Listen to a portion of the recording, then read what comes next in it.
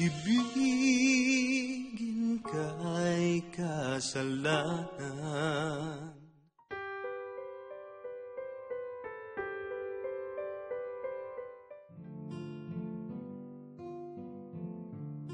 Kasi every time I engage into projects, I make it a point that I do new things that syempre yung something that wala ni isang element na nagawa ko in the past. Meron akong nagampanan before na meron akong asawang isa, pero dito kakaibang usapan because magkakaroon ng dalawang Mrs. Rial. So sa title in itself, medyo makukuha mo na yung premise kung saan tatakbo yung storya. Kay Anthony Rial, medyo wala pa ako nakikitang resemblance at siguro malapit-lapit sa kung sino talaga ako sa totoong buhay. Mahirap din para sa akin to imagine, to actually bring to life the character of Anthony Rial. But I'm grateful that I'm working with brilliant actors and of course my leading ladies, si Miss Maricel Soriano at Lavi Poe. Kasi sa kagalingan nila, mas napapadali yung trabaho ko bilang Anthony Rial. At lalong-lalo na with the support of my parents, yung sa side ng family ko, na si Mr. Jaime Fabregas at si Miss Connie Reyes. Nowadays, hindi na issue ang sabihin natin mas matanda ng ilang taon yung lalaki sa babae or vice versa na mas matanda yung babae sa lalaki. As long as nagkakasundo sila, as long as they bring out the best of each other, nagmamahalan, yun naman ang mahalaga, di ba? So, yun ang nangyari sa setup ni Milet at ni Anthony. Nasa umpisa pa lang, nagtutulungan sila para pareho sila mag-succeed. Hindi lang siguro sa personal nilang buhay, kundi pati na rin sa mga trabaho, mga respective na trabaho nila. Once a person commits to someone, automatically lahat ng kasama sa package niya dedicated na doon sa ganong klaseng buhay. Meaning, there may be some avenues or some doors in a person, and in particular kay Anthony, na hindi niya nabubuksan because lahat ay nakadedicate na dito sa kanyang present family. However, magkakaroon ng isang pangyayari wherein mabubuksan yung door ulit na yon because of one woman. He found something else, maybe something inside him that he has been keeping all along. So probably something na hindi niya na-express in his present relationship, pero he was able to express it together with Sheila.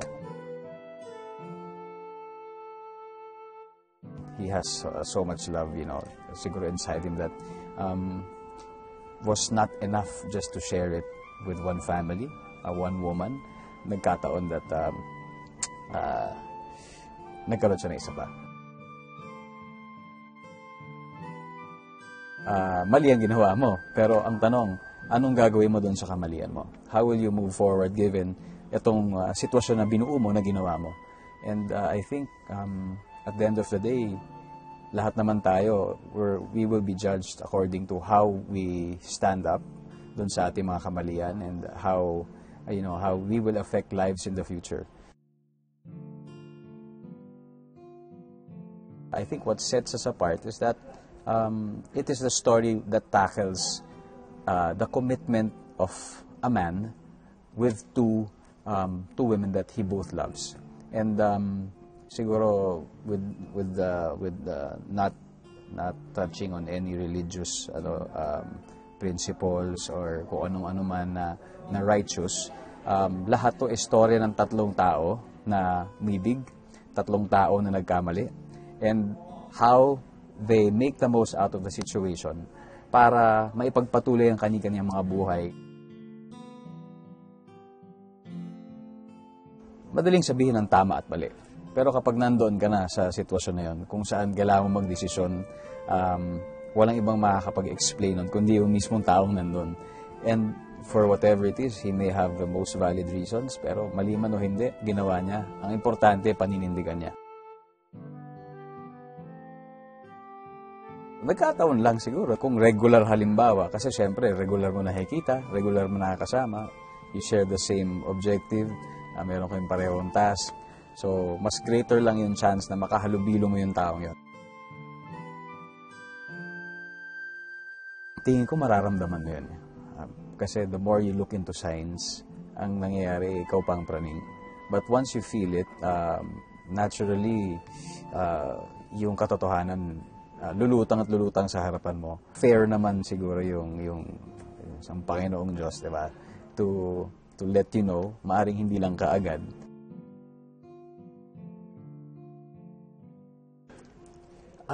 Of course. Kumbaga, double whammy. The fact that yung unang pagkakamali pa lang, yun na yun. Hindi ko masasabi. Oo, naniniwala ako doon. Magkaiba ang pagkakamali na sinadya sa sinadyang magsinungaling. Magkaiba yun. So, maaaring may taong nagkamali, pero pinagsisisihan at hindi nagsinungaling. Pero merong mali na nga, nagsinungaling pa at pinanindigan pa. Ibang usapan yun. Puso, syempre. Oo, syempre. Kasi, diling sunugin yan eh. Di ba?